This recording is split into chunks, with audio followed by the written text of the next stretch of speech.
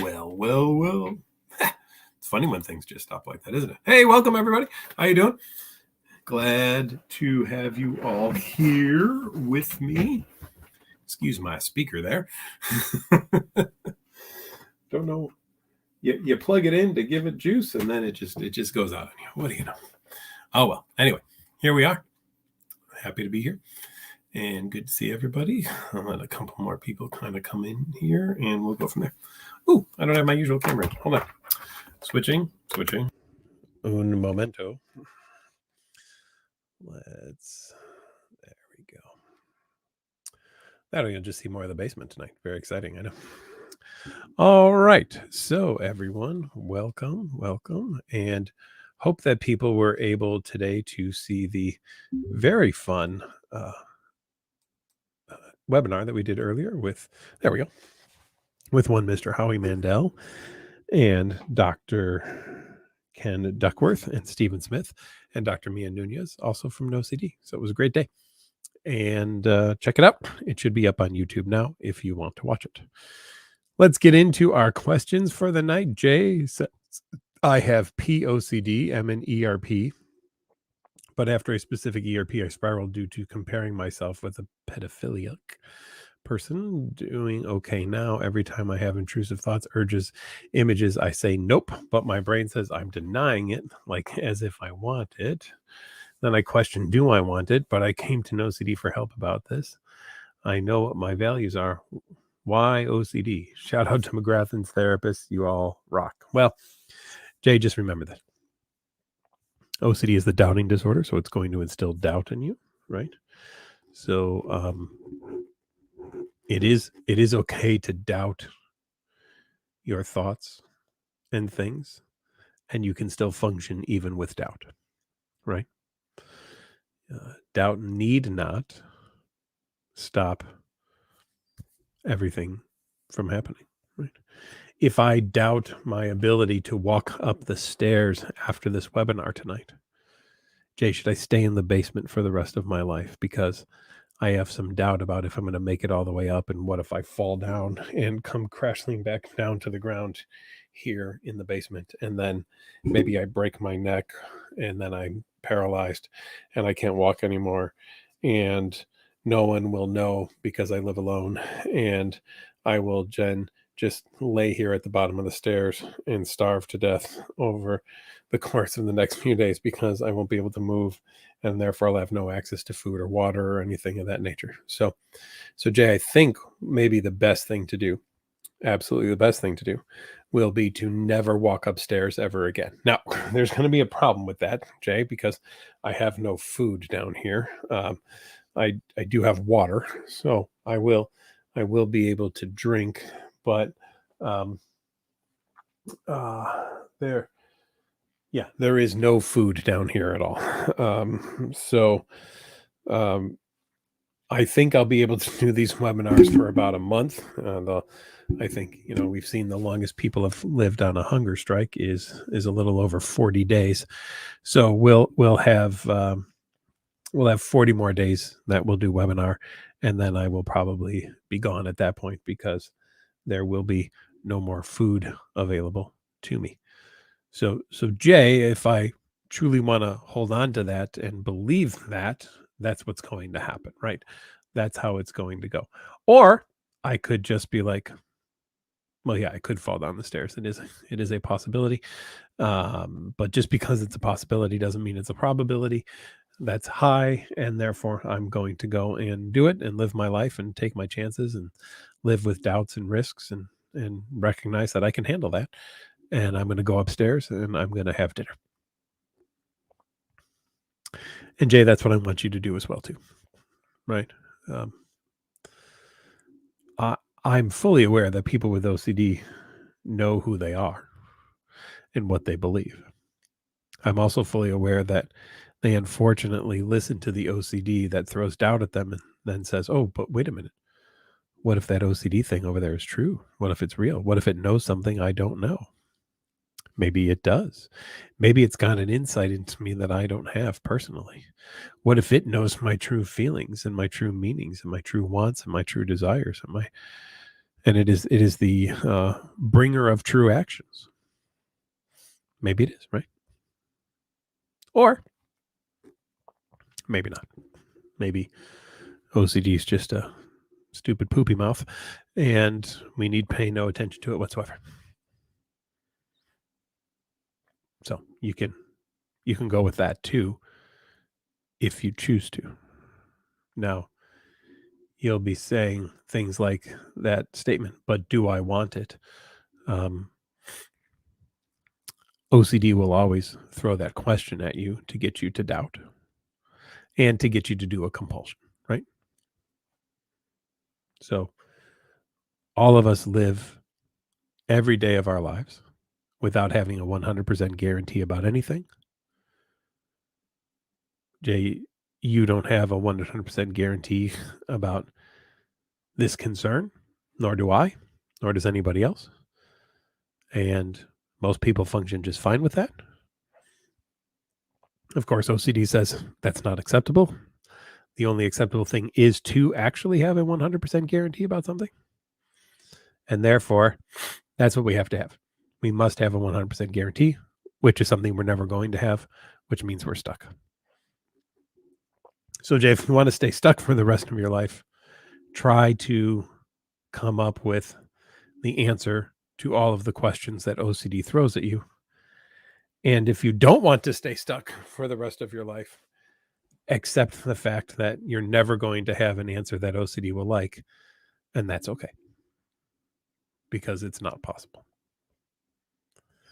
Delia says, wondering what your approach to letting go of control is, and also what your opinion on John Grayson's acceptance approach is, and how much would you engage with content when accepting uncertainty? Letting control, as in letting go of control, maybe you meant there, how you feel and what ideas or thoughts trigger your obsessions. So, I think we kind of answered that in the previous question.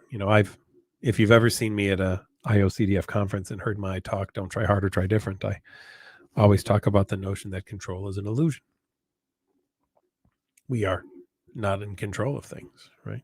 We may have some control over things, but we're not in total control of pretty much anything. And therefore, I don't have to let go of control because I already accept the fact that I'm not in control.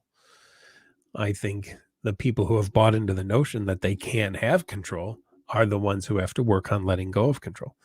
And boy, what tells you that you can have control? Let's all just kind of ponder for a moment here and think about what disorder with the that start with the letters O and C and D might convince us that we are supposed to be in total control of things, and then blame us when we're not.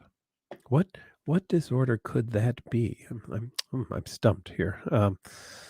It's not that, no. Oh, maybe it's OCD. Maybe that is what it is. And so, in terms of acceptance, yeah, I can accept anything that pops in my head. In fact, I do, because I am constantly surrounded by intrusive thoughts all the time, because you can't treat as many people as I have for OCD and not absorb their intrusive thoughts, right? I can't drive by a cemetery without thinking that I'm picking up death germs on my car, because I've treated people who have had that fear. I've said this before, I can't walk up and down a flight of stairs without thinking about pushing all the people on the stairs down the stairs, because I've treated people with that before. I don't need to be in control of my thoughts. I don't need to have any kind of control over those things whatsoever. And I can just accept anything that pops in my head and be like, yeah, okay, whatever. There it is. And feel absolutely no pain or worry about it whatsoever, because why should I care? Why does it matter what pops into my head? Right? Why do I have to give it the time of day whatsoever? I have no interest in pushing people down the stairs, even if there's a part of my brain that says, yeah, but what if you did? Right? I can just be like, okay, what if I did? And move on. I don't have to solve the problem. But I also don't have OCD. And when you do have OCD, you're convinced by OCD that you have to solve the problem. And that's the problem of OCD, maybe, is that you are convinced by it to do things that other people just don't do because they just don't care. Because weird things pop in all of our heads all the time. And most people are like, oh, whatever. Yeah. So what? Okay, that's great. And then they move on. B says the person who triggers my relationship OCD intrusive thoughts is also an addictive limerent object. The treatment for limerence is no contact, contradictory to ERP. What would you recommend? I just got contacted by people about this limerence. I still don't know enough about it. I will have to get back to you. Zunali says, what ERP is recommended for harm OCD triggered by the news on television or on the internet? I have people watch the news and, recognize that you can handle any kind of story that pops on and you don't have to do anything about it whatsoever. You can just listen to the news, right? Now, here's the other piece. There's some people just don't like the news anymore because they just find it be like all it is negative all the time. That's not obsessive compulsive disorder, right? If you don't like the news because it's negative all the time and you have no desire to watch that all the time, great, fine, whatever. That sounds good. But if you find that watching it triggers intrusive thoughts and then you have to do compulsions, I'm going to use the news as an ERP tool to assist you by purposely exposing you to it and then having you do response prevention. Some people were enjoying the webinar this afternoon. Awesome. Okay, thank you. Thank you. Anna asks, how do you see perfectionism and OCD coming into place together? All right. So much OCD tells you that you have to do things just right. Right. And to do something just right usually means that you do it perfectly. There would be no doubt. There would be no mistake. There would be nothing wrong that would be done whatsoever.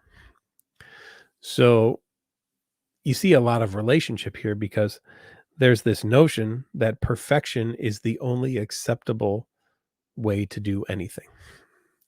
We see this in, say, religious scrupulosity. My higher power will only accept a prayer that I make that is perfect. If I make a mistake in the prayer, it will be rejected, and therefore I must start the prayer all over again until it is said just right in order for my higher power to accept me. Right? Now, I've always found something funny in that piece of it, especially for those of you with scrupulosity, because the moment you attempt to do something perfect, many religions believe the only perfect thing is their God, their higher power. So the moment you attempt to become perfect means you attempt to become God. And there are some religions that have commandments out there that state, thou shalt not have any God before me. So your attempt to be perfect and to become God puts a God before the God that you believe in, which is then a sin. So now by attempting to become your God, you have also sinned in the same place. And yet the biggest thing that you have when you have scrupulosity is fear of making a sin. So maybe you aren't supposed to be perfect, even in that kind of situation. Perfect also means that all 8.5 billion people on the planet are going to look at what you did and go, that's awesome. And OCD says, oh, yeah, that's attainable. Sure, we'd be able to do that. But I guarantee that's not going to happen because if you just use a dichotomy here, if you are a female doing something, there's at least one person in the world who says if a female does something it can't be good. Or if you're a male who's doing something, there's at least one person in the world who's going to say, well, if you're a male it can't be good, right? So right off the bat there's no way to win that situation. You've automatically not done it right just because of what you were potentially born as or identify as, right? So therefore, you've already failed. So the goal isn't to become perfect. The goal is to learn how to handle not being perfect. That's where we really got to go with people. How can I not be perfect and be okay with the fact that I'm not perfect? That's what we want to see happen. Okay. N says inference-based therapy for OCD. What is it? I have no idea. Haven't had the opportunity to really look into it or understand it or read about it or anything of that nature. So I'm not even going to attempt to answer that question for you because I don't know. there were a lot of other things going on in my life for the last few months, so haven't put the effort into understanding that one. Things are finally calming down a bit more now. I will be able to take a look into that, and to limerence as well too, since I'm getting more questions on that lately. So I will make those attempts. Justin says, what should I do when my heart rate feels faster and it makes me have OCD about checking and worrying about it? Make your heart rate faster purposely. So this is where we would often use something called an interoceptive exposure. An interoceptive exposure is an exposure and response prevention exercise that we would do to purposely create symptoms that are uncomfortable bodily. So you would do things like run in place, hyperventilate, breathe through straws, spin in a chair, and all of those things that can be done in order to teach you how to handle the discomfort that you're experiencing physically. Right? They work really, really well, and they're also very often used for panic disorder as well too. For the treatment of panic, it works great. Oh, we're about a quarter of the way in already. So just a reminder to everyone, welcome to your Wednesday night webinar. I'm Dr. Patrick McGrath, the Chief Clinical Officer for NoCD. And guess what? We're happy to work with you if you're looking for some therapy. So we have teletherapy that we do in the United States, in Australia, the United Kingdom, and also in Canada. So if you're looking for help, please reach out to us at nocd.com or treatmyocd.com. And also, please download the NoCD app at nocd.com. You can check out where to get the link, or you can go right to Google Play or iOS and download it from there as well too. Join the largest community of people with obsessive compulsive disorder in the world right on our community there on the NoCD app. So love to have you there. Caleb says, my thoughts feel so loud and it worries me. Yes, they're going to be loud. They have to be loud. If they weren't loud, they wouldn't bother you, right? So then if people with OCD didn't have loud thoughts, I wouldn't have a job, right? Because everyone would be like, yeah, that's there, but it's really quiet. It's no big deal. So I kind of let it go by, and then I live my life and do whatever I want to do. So of course it's going to be loud, Caleb. It's the way that it works. Many people will also say to me things like, but it feels so real. And again, it has to feel real. If it didn't feel real, I don't have a job, because you would say, well, this thing popped in my head. I mean, it doesn't really feel real or anything, so it doesn't really bother me about it. So I'm not going to really care about it, but just wanted you to know. Okay, great. No, it's going to feel real. It's going to be loud, but just because it's loud and just because it feels real doesn't mean it's true, and doesn't mean it is real, right? I often talk about my tinnitus, which is loud. It's very loud, actually, which I'm hearing now because I just said the word tinnitus, so it's brought it into the forefront. But for the most part, even though my tinnitus is loud, I don't hear my tinnitus anymore. When I grew up near an airport, and I got so used to hearing planes that I never heard planes. But then friends would come over to my house who didn't live near the airport, and they'd think the house was coming down or that the plane was going to crash into the house. And they're like, geez, what the hell is that noise? What noise? You don't hear that? No, I got so used to it that I didn't even hear it, even though it was so loud. So, yeah, OCD is going to be loud. OCD is going to feel real, but we don't have to act as if that any of those things were really true. Deepak says, I have pure OCD. When thoughts pop up, I try not to respond, but a few seconds later, auto responding starts. And after becoming aware of it, I stop. That way I do partial compulsions. How should I do ERP properly? Instead of stopping, I want you to purposely go back to the thought that popped in your head and go, oh, no, wait a minute. That thought, yes, I do believe it. I do hope that's true. I do want that to become real. And that would be awesome. Those would be the things that I would tell people that I was treating. Now, again, I can't give you therapeutic advice. I'm not your therapist, but those would be the things, if I was working with someone, that I would work toward, is that if you catch yourself doing a compulsion, undo it and reverse it, right? Do the opposite of the compulsion. So go back to sitting in that discomfort with that thing and allowing that just to be there. Sometimes I even have people record their intrusive thoughts so that they can just listen to them so much and so often that they just get so bored with them that in the future they don't even care if those thoughts pop in their head anymore. They wouldn't never even do any kind of compulsion to them, because frankly, they've practiced it so often that they just don't care anymore. So you could try that too.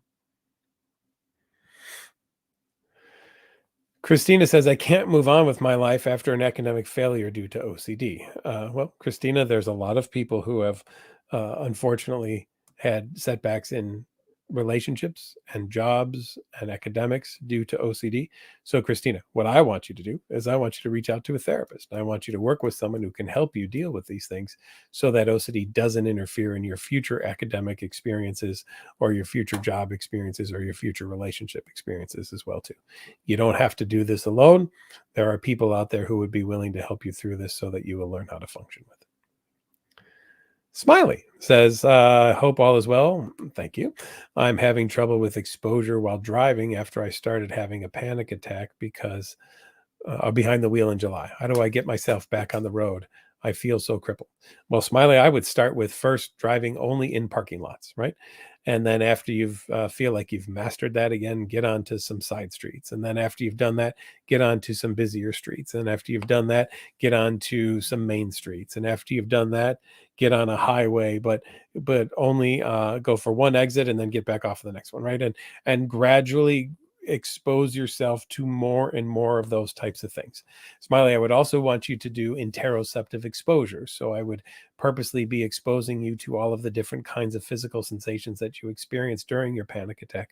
I would have you, again, do things like running in place, hyperventilating, breathe through straws. There's a real good book called An End to Panic that I like for a lot of people.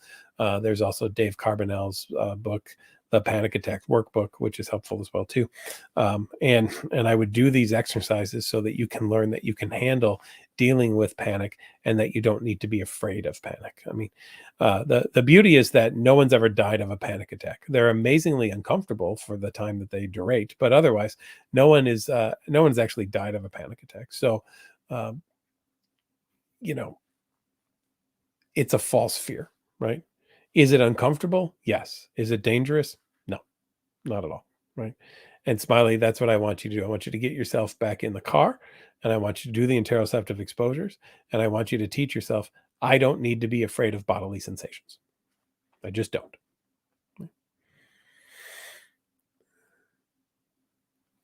Ineffable says, is there a link between emotional numbness and OCD?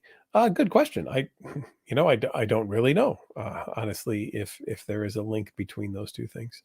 I suppose people could use a no emotional numbness to try to be a way to cope with OCD, because if you get yourself to be numb of anything, then nothing's triggering to you. And if nothing's triggering, maybe then you don't have to do any compulsions. So that is a possibility, but I'll have to look in and see if I can find some more about that. Jess says, in your opinion, why do many therapists not understand what OCD is and they misdiagnose or cause symptoms to worsen with talk therapy? Where is the breakdown in college courses? I think the breakdown is in graduate school courses in many ways. I think, unfortunately, it's also the practicum school experience as well, too. Depending on the kind of practicums that you get when you're studying to be a therapist, you may never be exposed to people who have OCD at all, right? And you may be exposed to one kind of therapy, which is more of a general talk therapy that in the clinic that you're working at seems to be working and helpful. And so you leave there with the notion that this is the therapy that you do for whatever presents, right?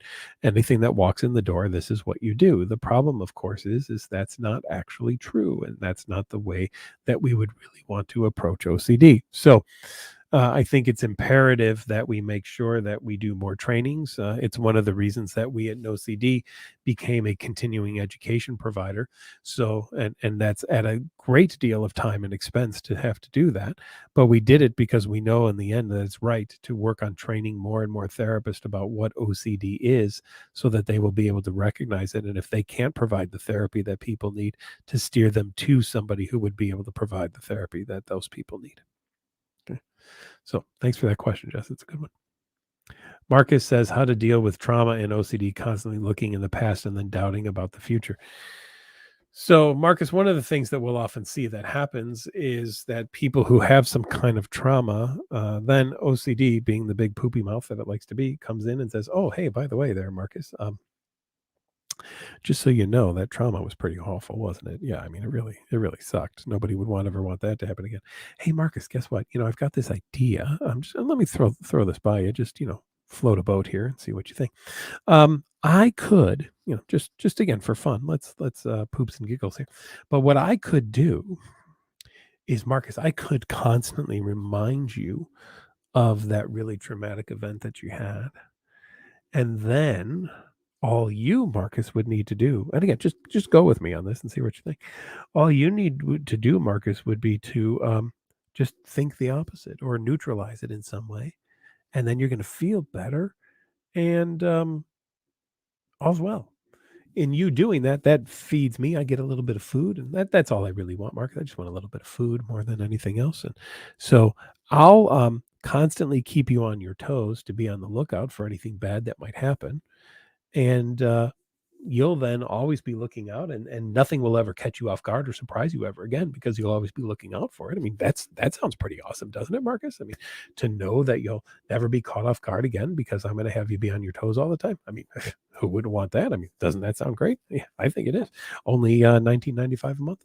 And then Marcus, what you'll do is you'll just you'll do these things now and then that I enjoy, and I'll get fed, and we'll just we'll keep each other safe and comfortable, and we'll become best friends. So Marcus, what do you think? Doesn't that sound awesome? And Marcus, you're like, well, that was a really bad trauma, and I really don't want that to happen again. And yeah, I could see how keeping on my toes and making sure that thing doesn't ever happen again might not be a bad idea.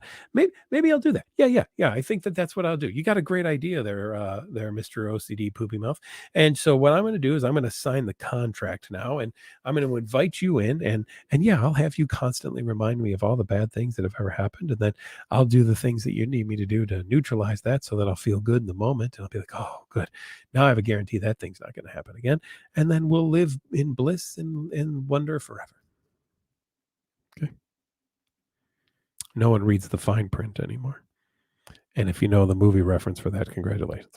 But no one reads the fine print, which is not only will it be focused on the trauma, we'll grab onto other things too, and we'll just spread our way around and everything like that. But hey, no need to read the fine print of that contract or anything whatsoever. So Marcus, I hope that answers your question, but that's kind of the way that it goes. Snaky or snacky, but I'll go with snaky. Depression makes me want to stay home, and anxiety makes me afraid to go out. Gotta love OCD. Yes. Well, remember this.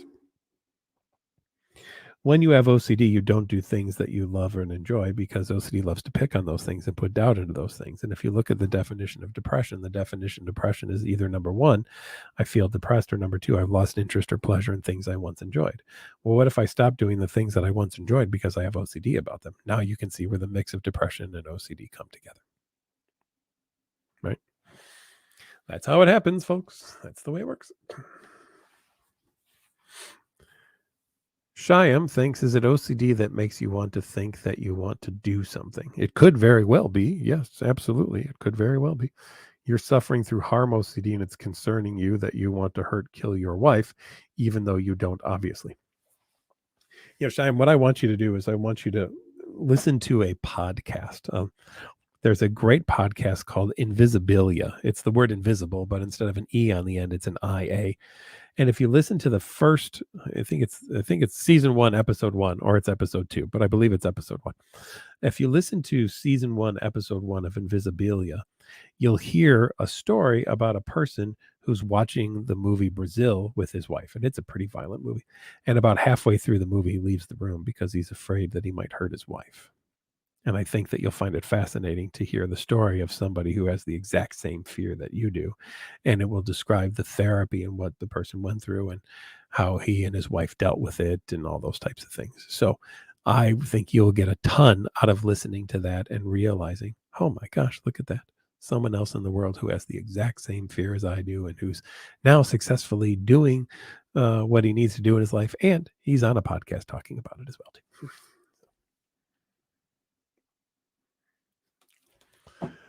Marley Williamson, what exposures can I do if I'm scared of being attracted to other people outside of my relationship? Well, then you go around people already. That's what you do. You want to be around people. You want to recognize that you can handle being around people. But Marley, the worst thing you could do would be to avoid people, because then it'll teach you the only way to be safe in the world is to avoid people. So, and here's the other issue, Marley, what's wrong with being attracted to people? Anybody? Bueller? No. Oh, webinar. No one can answer. I boy, the day don't find people attractive, I'm probably I'll be dead that day. I mean, whether I'm in a relationship or not, it's never stopped me from finding people attractive. I why would I need to stop finding anyone attractive? There's people are attractive. That is the way that they are, right? Just the way that it is. What's wrong with that? Oh, wait a minute, wait a minute. I know what's wrong with it.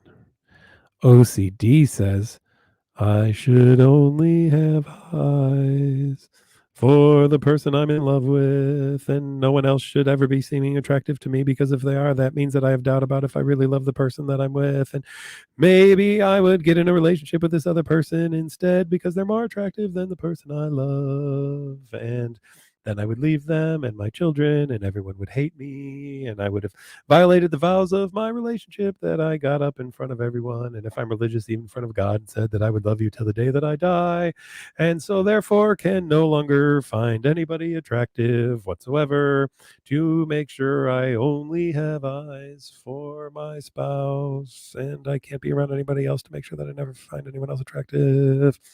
Or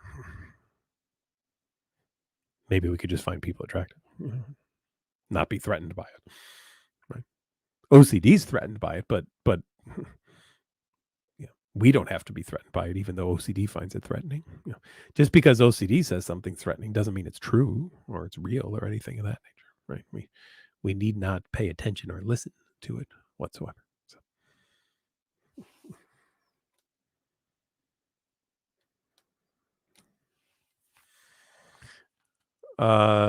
Delia's got back to me about the stairs thought. Should I respond to that idea with, yes, maybe that might happen? How will I cope if the worst happens? Or, no, I would just say this to Leah. So like, okay, yeah, whatever. And then I move on, right? I don't even have to go down to maybe it will, maybe it won't. I mean, there's nothing wrong with that, but I worry that, if you just do that in the long term, that can become a compulsion. So, it's not a bad way to start doing therapy for a lot of people, but I want to even move past that and be like, whatever, and just live your life, not really caring about most of the things that pop into your head, because why do they deserve all the attention that OCD wants to give them? I just don't think that they do deserve that much attention. Panda Scoops, I like that, says, can urges also be so tempting? Sure, why not? I feel like OCD is always challenging me to do something. Yeah, that's what it does. And it will keep bothering me if I don't, even though that urge gives me so much anxiety to the point of shaking. Yeah. Well, that's because OCD's constantly testing you to see if you will follow through and do something. They'll be like, aha, look, you are that awful, horrible person who actually does that kind of thing. Wow, what do you know? Jeez, we should probably put you in jail or something awful, because, only really bad people actually go and do that kind of stuff. I can't believe you actually did it. Oh, man. Wow. What a bad person you are. I mean, I was just testing you. I didn't really think you would do it or anything like that. So just the fact that you actually did go do it, man, oh, man. I mean, I don't even know you anymore. Holy cow. What kind of awful, horrible person are you that you actually went through and did that thing? I mean, geez, we're going to have like 17 hours of compulsions in a row here now to have to undo that one. But hey, you know what? That's 17 hours of food for me as your OCD, because, all I do is eat compulsions for breakfast, lunch, and dinner. So believe me, I am excited right now that we've got so many compulsions coming in. And that's how it's going to look at it, right? So Box of Wine says, I'm currently dealing with self-harm OCD in a dread state currently. I can't let go of percentages. Like OCD sufferers are 10 times more likely to die by that. I'm terrified. No insurance tips. Well, here's the thing. Here's what I want you to recognize. Right. OCD doesn't make people do things. Okay. If it did, we would see newspaper articles left and right that start off with, person with OCD actually goes and does the thing they've been afraid of, right? And we just don't see that happening. Now, I understand your statement that, if you have OCD, you have a greater chance of harming yourself. Uh, but that really comes also with the depression that comes along with it as well too. And very often because people then aren't getting the right kind of treatment as well. So, uh, box of wine, you talk about no insurance there. Uh, Keep coming to things like this. Find support groups that are available to you in your area. Check out the International OCD Foundation website that has a list of support groups that are located throughout the country as well too. There is help available. There's some great self-help books to be able to get a hold of and walk yourself through certain tips for doing ERP as well. So there are options available like that. And you don't just have to sit and you don't have to suffer in silence. And you can get support from people on the NoCD community as well, too. So reminder, go to nocd.com and check us out. Or you can go to Google Play or iOS and download the NoCD app. It's a free download and you can join the NoCD community too. And there are people there who give love and attention and support to people who need the boost as they're working through their ERP. So check it out, Box of Wine. There are some options like that are available for you. Ina, hi, Doc. How are you? Could you provide examples of support instead of reassurance?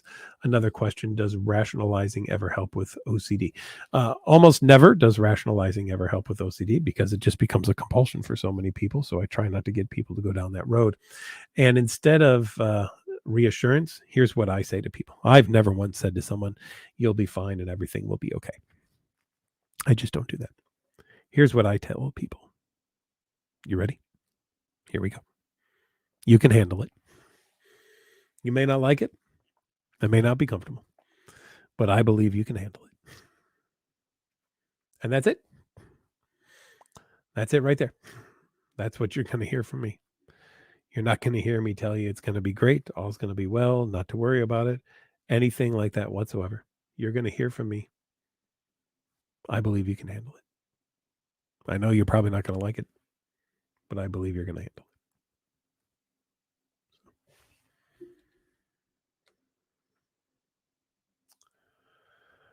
Susie says, what do you recommend doing for groinal response and pedophilic OCD? Any helpful ERP? Well, I always try to get people to go around to places and things that trigger the groinal response and kind of just do it so many times until you just don't care about the groinal response. People read into the groinal response as if, well, I wouldn't have had that happen if I didn't really want it, so I must have deep down really wanted to have that kind of reaction to these prepubescent little ones. And that, of course, is proof to me that I must really like them and want them. And of course, nothing could be further from the truth. But, it's kind of like this, right? If you have a groinal response, you're likely hoping that you're not going to have a groinal response. And the more that you hope that you don't have a groinal response, the more likely you are to have a groinal response. It's kind of like this. If I started talking about lice, and lice are in your head and on your hair, and they're crawling around and they're digging into the roots of your hair and they're laying their little lice eggs and they're having a little lice campfire up in your head and they're roasting some lice marshmallows, and tomorrow they're going to go on a little lice hike and they're going to go down your head and into your ear and crawl around in there for a while, and then they're going to go back to their bed and they're going to dig a little bit deeper into your hair. Many of you have already scratched your head now, just with me talking about lice for as long as I did. Why did you do that? Because the more you talk about lice, the more opportunity you have to convince yourself that you might have it or you might feel it, or it just reminds you of what it would be like to have it, and you just want to right up and go, and you want to grab the top of your head and you want to do scratch, scratch, scratch, scratch, scratch, even if you don't have lice. So, is it necessary to scratch your head? No. Did you feel an itch? Yeah. Did it actually come from anything meaningful? No. Did the itch mean you have lice? No. Does the groinal mean you want to have sex with young children? No. But OCD says, yeah, but what if? I mean, there's a chance, right? So, can we live with that? Nope. No, no. We again, we need that 100% guarantee of zero chance whatsoever. So, not liking this groinal, and gonna have to do everything that I possibly can to make sure that I never have another one, and gonna constantly be assessing to see if I'm going to or not. There's your answer, Susie. Wad 199 says health anxiety OCD is difficult because triggers are things we see, not just thoughts. Sure. Moles, bruises, lumps in my brain, everything is cancer, and I'm exposed to these triggers all the time. But WAD's 199, so is everybody else who doesn't think all of these things as cancer or anything as well. Right. So here's the deal, Wad. There's more than one way to interpret what you see. And your OCD interpretation of what you see will always be the worst case scenario. Right. Always. It's just what it is. But just because it is doesn't make it true and doesn't make it real. So what I try to get across to people is the notion that we don't have to go with the first thing that pops in our head and believe it to be true or real, right? Because it isn't always. Now, could it be cancer? Sure. Could it be some awful, horrible thing? Of course it could be. And if there's something, that is there for a while and you just see it not go away or change, is it worth going to the doctor? Sure. I mean, I got this little scar right here because what I thought was a pimple for a couple of months, but I just couldn't pop. I went to the doctor and they said, "Oh, well, that's a little bit of basal cell. Well, we'll cut that out." I said, okay, cool. All right. So it was something to get rid of, right? Now, my first thought wasn't that, and when I found out what it was, I also didn't freak out. I was like, "Okay, what are we going to do about it?" I said, "Well, this is what we do." I said, "Okay, great. Let's do it." And then we did it. Have I had other bumps since then? Sure. Have I assumed automatically that those things are also basal cell? No, not in the slightest. Right. And what have all the other ones done? They've gone away. So um, even after having something, you don't have to interpret everything as being the worst case scenario. And again, that's what I want to get across to everybody tonight. Hopefully, people are really understanding this notion that OCD wants everything to be the worst case scenario. Absolutely everything to be the worst case scenario. But it doesn't have to be. Okay. It just doesn't have to be the worst case scenario at all. It's not necessary for it to be that. Okay. Aiden says, dealing with existential OCD and depersonalization right now after I went to an acupuncturist and they said, life is just a reflection of your internal emotions. Then I panicked and felt alone. Well, Aiden, I've just heard what you've said, and I'm not panicking or feeling alone, which means that phrase in and of itself does not lead people to panic or feel alone, but the OCD interpretation of that phrase can lead one to panic and feel alone. So I say that purposely not to say nanny, nanny, nanny, I don't have OCD. I say it purposely to get you to recognize there is more than one way to interpret that phrase. So now, Aiden, what's our goal? To teach you that you can handle other interpretations of that phrase, and that need not be the only one that you listen to or pay attention to. Of course, it is the worst case scenario one, and that is the one that OCD wants to jump onto. But just because OCD wants to jump onto that one does not mean that that has to be the only way to look at something, right? So now if you're feeling panicked, we could do interoceptive exposures to panic situations. If you feel depersonalized, we can do interoceptive exposures to feelings of depersonalization or derealization for you right now. And we can take this phrase and we can put it on a loop tape and have you listen to it over and over and over again until you're so bored with it that you just don't care about it anymore as well too. So those would just be 3 right off the bat ERP exposures and response prevention exercises that I would consider doing with you if you were working with me. Maddie says, do you think personalizing OCD, other mental health disorders is beneficial or detrimental, or does it just depend? I think it depends. I personalize it a lot. I'll be like, your OCD is telling you this, that kind of thing. So I'm used to doing it that way, but I don't want to say that it's the only way. I think for some people that might not work out the best. So I'm going to really always do it on a case by case basis. But most of the people I've worked with, it has turned out to be absolutely just fine to do that. I haven't had an issue or problem with it whatsoever.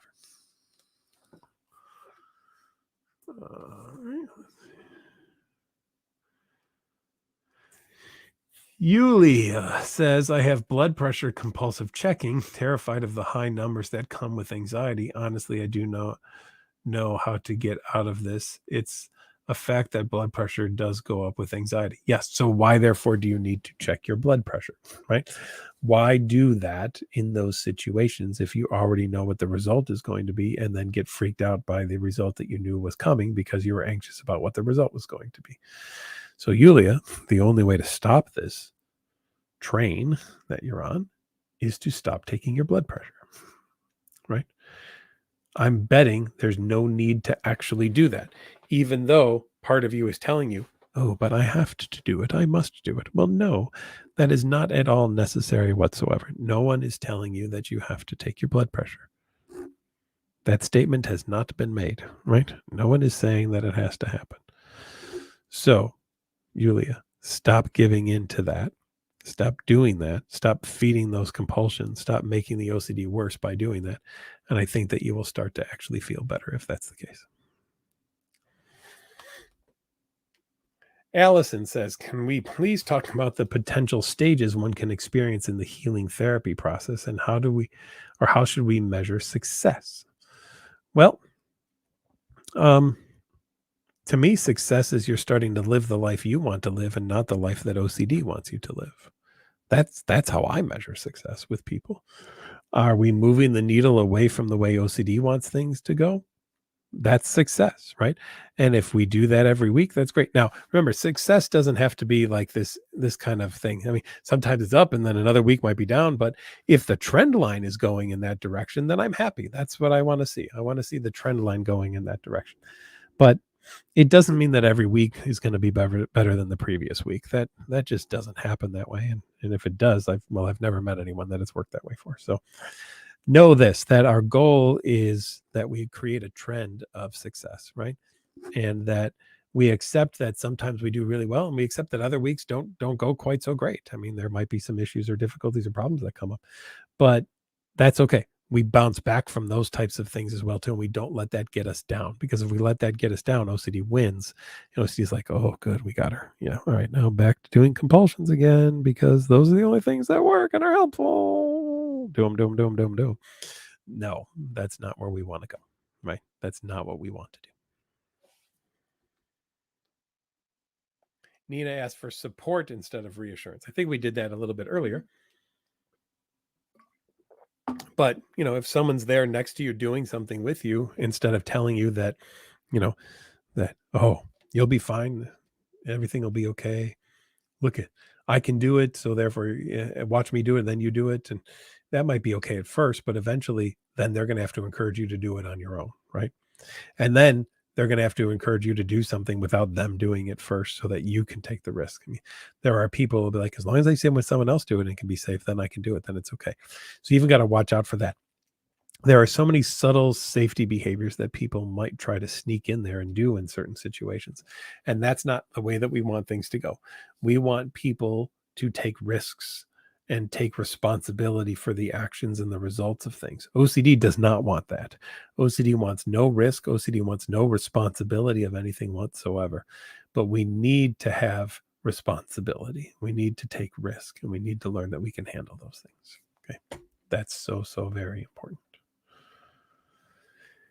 Kenshin says, struggling with ROCD, can't even eat. I've messed up and hurt her. We've been distant since. She has another male friend who she really cares for. I can't stop the jealousy now and doubt. Advice. Well, Kenshin, if you're in with a therapist, it never hurts to bring that other person into the therapy session with you and have the therapist and you kind of work on explaining what's going on, and the three of you together coming up with what it is that you're going to do in that situation to be able to help that relationship survive. If you're truly into this relationship and this is what you want, I think that that's a great solution and suggestion to do, right? Recognize, though, that if you don't do that and all you do is let your OCD run over things, there are people who are going to say, I don't want to deal with this anymore. I need to move on. This is too much for me, right? So I absolutely believe, you kind of admit to what's going on, be very open and honest about it, and work together with a professional who can help the three or the two of you really get together in the way that you need to, and for your partner to truly understand what's going on.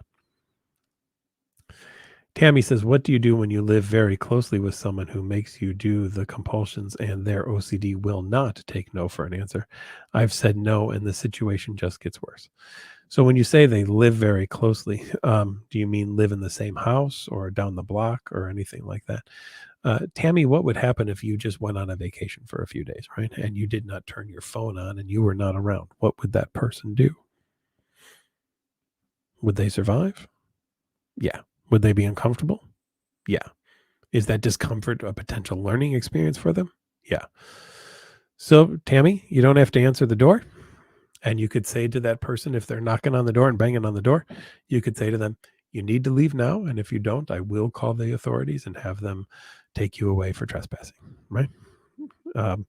You don't have to answer the phone. Even if they call multiple times, you just turn the ringer off, right? That's all you need to do, right? You don't have to give in. Now, many of us think, oh, but they'll be suffering. Yeah, well, they're suffering with OCD as well, too. So which suffering would you like? A type of suffering that could lead them to not have OCD, or a guaranteed suffering with OCD? You make the call, Tammy. You decide which one it's going to be. You see which way it goes. One other thing that I've done with people that has been very helpful is I've had people do a worry journal. And a worry journal is this. It's basically a book that's on the dining room table. And if somebody asks you a question that they've already asked before for reassurance, you write the question down and then you write down the answer. And if they ever ask it again, you say, it's in the book. But I don't want to read it in the book. I want to hear it from you. I'm not going to tell you again. It's in the book. Right? That's all that I'm going to say. It's in the book. But I know it already says in the book. Awesome. Then you don't need the answer from me because that's my answer, because it's in the book. Right? Now you might say, well, isn't the book reassurance? But come on, people with OCD, you know that you're not going to want to look at that book. You know you're going to memorize that book within a day, and that there's no reason that you would need to go look at the book again. And even if you do, it's not going to be satisfying enough because you want to hear it from the person. But I don't want the person talking to you anymore about that thing. I want them to say, it's in the book. Because if they don't, then they're going to go down the road of compulsions again. And that's not the way that we want to go. So hope that helps.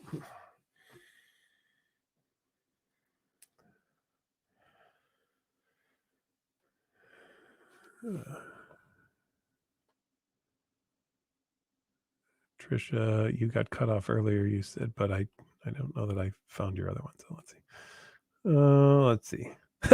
Ron says, great haircut, Dr. Mc. Well, thank you very much, Ron. Thank you for noticing. And I got them all cut, by the way. Let's see. You still have a long way to go with your perfectionism OCD, but a few times lately you've actually caught your OCD thoughts pre-compulsion. Congratulations. Much easier to not to do the compulsion. Awesome. And you also caught yourself saying, but this time it's different. Yes. Watch out for that, ridiculous statement again as well, too. Absolutely. It's not different, right? Blake says, hey, Doc, I'm going through existential OCD. I keep thinking about my life and death and think, why am I here? And what's the point if we all die in the end? Is that normal for my type of OCD? Of course, it's normal for your type of OCD. And, philosophers have debated these questions for several thousands of years right now, and no one's come up with an answer that we all agree with. And so I would just ask this. Does there have to be a point, or can you make a point to your life? Right. I think the notion that there's a point out there, I just find ridiculous. I'm not looking for the point of my life. I'm making it. Right?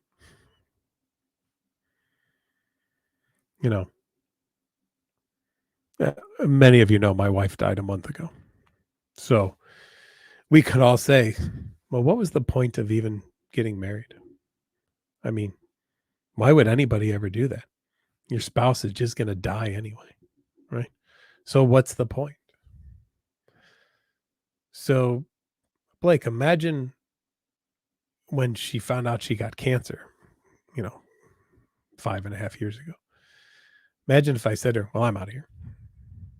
I mean, what's the point? You're going to die. Why should I stick around with you? This is stupid.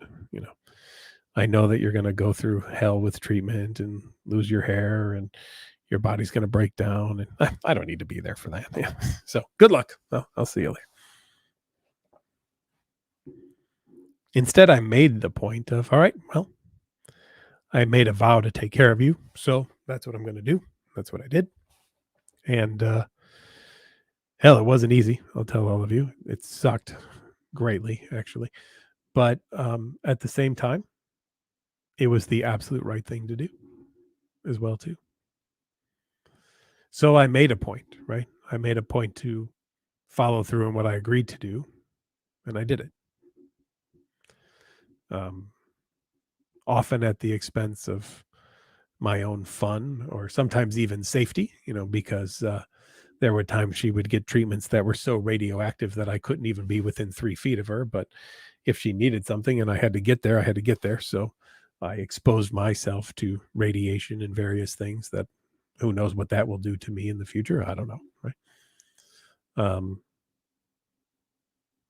And I could just think about, all the heartache and the pain and everything. And believe me, that's easy to think about too, right? Because that's there at the top of my head all the time. That's what it was for 5.5 years.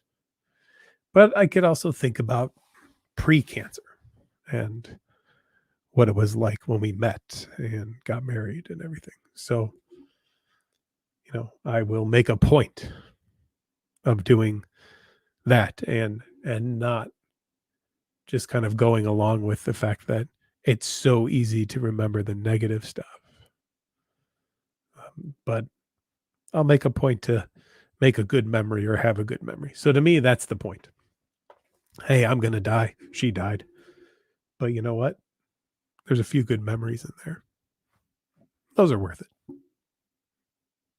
Those are worth it. So Tiffany asks, what's the biggest tip for rumination? Well, I wish I could say just stop ruminating. That would be great, but that didn't help anybody. So, Tiffany, I would say this.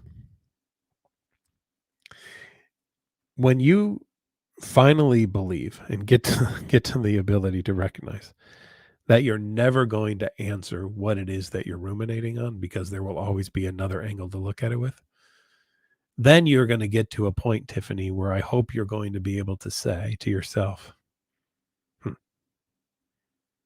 there's other things to do now than this. And that's what I would want you to practice, Tiffany, is accepting the fact that you're not going to come up with an answer that your rumination wants you to find, because you can't ever give an answer to OCD that's satisfying, because OCD is the doubting disorder, and the doubting disorder will never believe anything you tell it because it will doubt everything that you tell it because it can't believe it because it doubts it. So your rumination is a pointless waste of time. It will get you absolutely nowhere whatsoever. Just not going to work. Okay. Therefore, if you find yourself ruminating, Tiffany, what I want you to do is to be able to say that to yourself. Wait a minute. Not going to get an answer there. Maybe instead, I'm going to go do the things that I need to do in my life, in my day-to-day life, that get me through that. Maybe I'll work on that instead, because I'm definitely not going to get anywhere by the rumination that it's leading me to right now. So, well, everyone, a reminder, once again, tonight was your Wednesday night webinar brought to you by NoCD. NoCD, a downloadable app you can get online. You can get it at Google Play or iOS. You can check us out at treatmyocd.com or nocd.com. And if you're looking for teletherapy anywhere across the US of A or Canada or the United Kingdom or Australia, we're available to you as well too. So make a free 15-minute call with one of our care team at nocd.com or through the app, and we are there for you. I will not be here next week. I will have Kyle will be here next week, but I will be back the following week. I might even have some of my team on with me that time as well too. So thanks everyone for joining tonight. Really appreciate it. Make it a great week. Talk to you later.